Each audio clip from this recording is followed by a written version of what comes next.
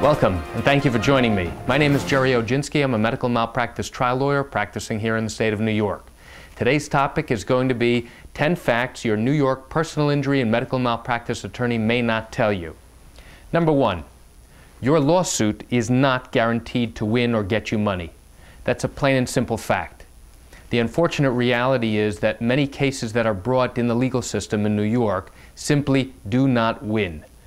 The problem is that even if you have a good case, even if your case you believe has merit and you have experts to back up and support your claim, there is still no guarantee that your case is going to win. You could have a terrible case and you can actually wind up winning.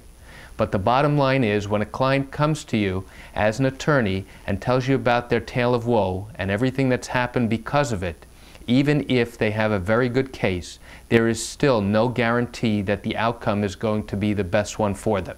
However, with an experienced attorney, you're going to have the best result possible because you're going to have a guide to guide you through the legal system.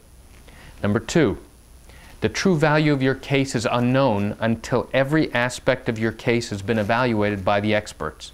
And that's absolutely true. Often a client will come into our office and ask, well, what do you think of my case? How much is my case worth? The problem is I can't give them a definite number because I have not yet had the benefit of reviewing all their medical records. I have not had experts review their case to tell me what their injuries are or whether their injuries are permanent and significant, and what type of disabilities this person is going to have for the remainder of their life. And because I don't have that information yet, it becomes impossible to give you, the client, all the information you need to know in answering your question as to how much your case is worth.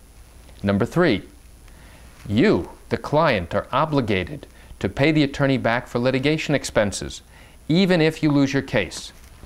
That is true in New York.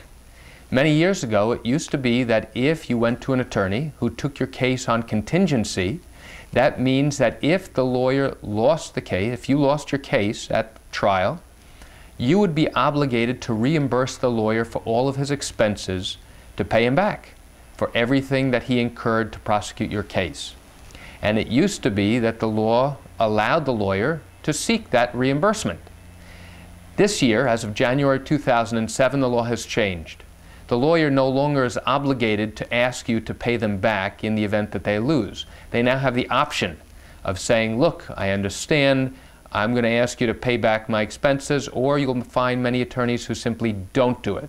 I'm one of the attorneys who do not ask a client to reimburse me in the event we lose a case. And the reason is twofold. The most important one is after you lose your dignity in losing your particular case, you don't want an attorney to turn around and now ask you to pay him back $30,000, $40,000, $50,000 for all of their expenses that they paid out to prosecute your case.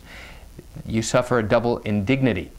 The second reason is that I think it's bad business.